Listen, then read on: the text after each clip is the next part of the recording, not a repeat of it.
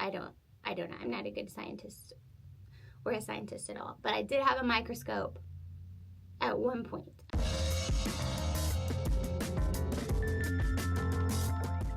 Welcome to The Localist, a conversation with local makers and independent entrepreneurs. I'm your host, author of the Localist book and former small business owner, Carrie Rollwagen. So today I wanted to talk about running an experiment in your own life or in your business. So I'm the kind of person that hears about a new idea, and if I think it's going to be good for me or my business, I immediately go into the big picture. How can I fit this into every single thing, every part of my life or every part of our workday? And I really jump in and rearrange everything to make this happen. And then a lot of times I perceive it as a failure if it doesn't work out. This is not exceptionally healthy, as you might imagine. And at work, I lead a team, and so it's not good for my teams either. I want my teams to feel like we can try new things. We can branch out in ways that may be unexpected. And then if it doesn't work out, that's okay. And we can move on and we learn something. The startup world really embraces this. It's like this idea of fail fast.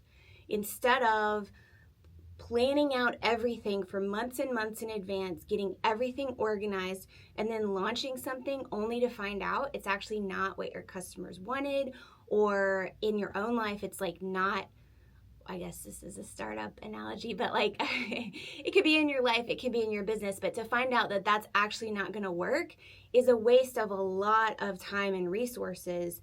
The idea is sometimes, not all the time, but sometimes it's better to just jump in, kind of throw it together, find out if it's really working or not working, and then maybe go back and do the planning. Once you know, yeah, people actually want to buy this product, or people are interested in this service, or this new way of running a project actually works for us. Or in our own life, it could be something with health.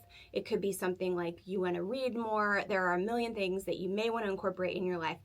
But I love the idea, and it helps me to kind of frame this as an experiment. So instead of thinking, I need to change this, and just kind of like going along in my life and either not starting at all because I tried to over plan, or starting and then finding that I wasted a lot of time planning and prepping something that wasn't going to work anyway. So I love reading. Well, I don't love reading business books. I think we've talked about this before. I've talked about it on the podcast. Business books are often really just way too long.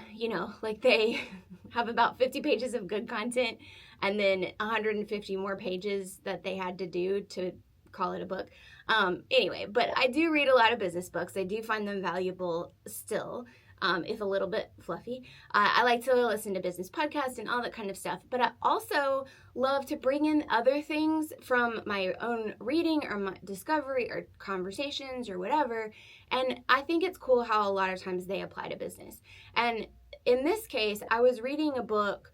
I forget the exact title, we'll link it in the show notes, but it's about Noom. So Noom is an app that is kind of like about helping you live healthier, but they use a lot of psychological tools or tricks, I guess would be the not nice way to talk about it. But they talk about like the app uses a lot of psychology. And they have a book about this. I've never used the app. I've never tried the program, but I have read the book. And the book talks a lot about the science behind why the app works the way it does.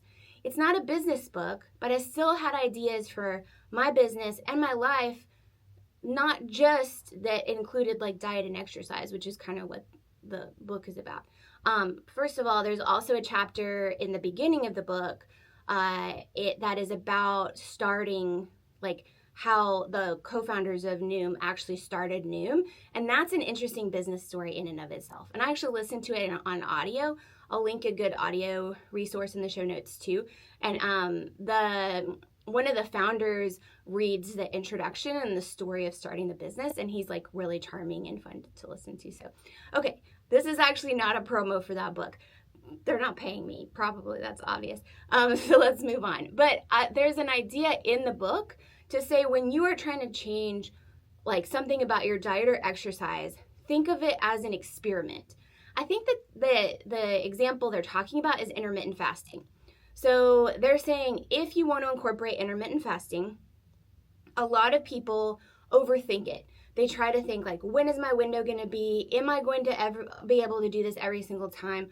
What if one day someone invites me to dinner in that window? Can I do this forever? And when they think like, well, maybe not, or they come up with objections, they just don't do it. So what this book says is instead of saying that, approach this like an experiment. So instead of saying, can I change my entire life so I can do intermittent fasting forever? Instead, say, can you do intermittent fasting for 2 weeks? I don't know if I'm making up these exact numbers, so I guess read the book if you want actual facts. But I'm treating this like a metaphor. So let's say for 2 weeks, you say, I'm going to commit to intermittent fasting. And then they say, really evaluate how does that experiment work for you? Because maybe it doesn't even work for you. Maybe you've heard everybody talk about intermittent fasting and then you try it and you feel crappy and you're not meeting the goals that you wanted to meet. Then you're actually free to say, I don't have to change my whole life for this because it didn't work anyway. Or maybe it works, but it works a little bit. And you're like, could I change my life for this? Yes, but I would have to do so many things. And this only kind of works, so it's just not worth it. And I love that idea. I love applying that idea to other things in our lives and also to other things in our businesses. So instead of doing one of two things, either avoiding starting at all because we are so wrapped up in all the things we'd have to change to do this forever, or doing what I tend to do is rearranging everything, jumping in, and then realizing it doesn't really work, and so it doesn't really stick, and then feeling like I failed at something. Like, neither of these extremes is good. So instead, let's approach something as an experiment. Now, how do we do that? Okay, first we want to establish parameters. So in any good experiment, any good scientist knows, I don't know, I'm not a good scientist or a scientist at all, but I did have a microscope at one point. I think I was in 3rd grade. All right, I digress. Anyway, but an experiment needs to have parameters. So let's take the example of you want to read more. Well, reading more isn't specific enough. You want to establish better parameters. First of all, what counts as reading? Does it have to be a book? Can it be a magazine? Can it be a blog? Can it be an email, a Substack that you subscribe to? So to identify that. Also, what counts as more? Are you going to count it by number of books read, number of pages read, number of minutes read? Where are you now? So this does not have to be a long and complicated thing. I'm the kind of person who wants to make it a long and complicated thing. But let's not be like me. Let's say, just keep this super simple. Now, in your business, you may have this fleshed out a little bit more. But in your personal life, just make 3 to 5 bullet points of defining these parameters. Again, in business, maybe go into it a little bit more, but probably not more than a page of kind of an outline and some bullet points of what are we actually doing here? What are the parameters? Second, set a time limit. Okay, so that, because the thing is, I think when we start a project, we have an idea of what the time limit is going to be, but that time limit kind of grows as we get into it. Maybe we have a vague idea it's going to be a month, but then in a month you're like, well, I don't really know. Is it really working? I should kind of continue it. So whatever that parameter is, set the parameter. Now, I'm going to go ahead and say in your personal life, a parameter for an experiment like this is probably going to be more like 2 weeks to a month. If it's longer than that, it can be a different kind of experiment, but that's not really what we're talking about here. In business, there are more people involved. There are more things just to test. So a lot of times that might look more like a quarter of the year. Now, not always, it may be shorter, but those are kind of the starting points that I would look at. All right, so set a time limit and then also identify what success looks like. By the way, if you're thinking this sounds a lot like SMART goals, SMART, you are correct. We do have a podcast all about how to set a SMART goal that I'll link here, because I don't think enough people explain like really how to dig into it. And they always take an example that's really easy to quantify. And when you have things that aren't as difficult or are more difficult to quantify, setting that goal is harder. So if you want to deep dive on this, I have an hour-long episode.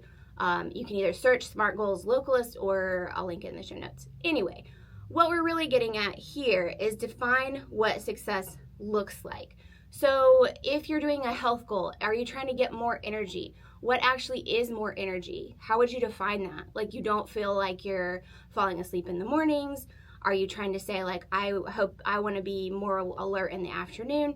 If so, like, actually track those things. Write down how you're feeling every day.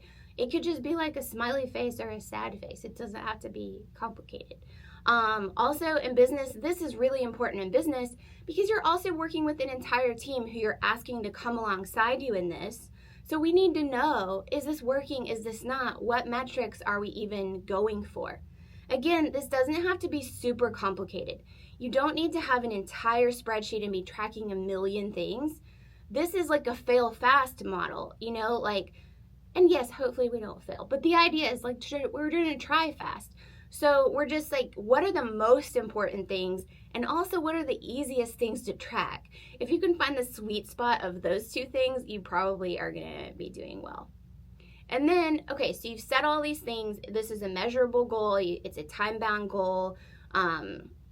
You know what you're actually doing and what success looks like. Then once you reach that point, evaluate the experiment. Take some time. If this is your own life, maybe this is just 5 minutes. If this is a business, maybe it's just one meeting, or maybe it's a series of meetings. It's going to depend on what you're doing. But actually take real time, some time to actually focus on, did this work or did it not? And honestly, a lot of times it's going to fall in the middle. So you want to say, like, did this work enough that we think it's worth making those changes? And that is when all those other changes that you're going to want to make come into play. So instead of, again, at the beginning, before you try something, say, I will have to change all of these things to make this work. Try it first, run your experiment, and then when you're evaluating it, then is the time to list the things. What are we going to have to change to do this long term? And then compare that list to the list of benefits that you found from the experiment. And then this is worth it or not. And these are things that we're doing a little bit subconsciously all of the time. But the more conscious thought we can give to this idea, the more we know we are purposely moving forward in our lives or in our businesses, and not just being like carried away by the current. And sometimes being carried away by the current is just fine. But really, when we're trying to meet goals and we're trying to stretch ourselves further, I think it's just nicer to know that I did this on purpose. I'm going where I wanted to go, and I didn't just get led by something else that was happening. So I think experimenting is a great way to do that. And hopefully you do too. Well, thank you for listening. The Localist podcast is written and produced by me, Carrie Rollwagen. We record here at Infomedia Studios. So if you are interested in doing your own podcast, if you're interested in getting really good photos or videos, hit up the contact form at infomedia.com and let us know what you need. Okay, sponsorship blurb over. Kind of, because we also, the team here at Infomedia also runs the podcast. So like I said, I'm the host, obviously. Our showrunner is Taylor Davis. Our outreach manager is Jen Tucker, and Elena Harmond is our marketing and promotions manager. You can find show notes for all of this at carrierollwagen.com, and you can follow me on social media at CRollwagen most places. And until next time, here's to thinking global by acting local and putting small shops before big box.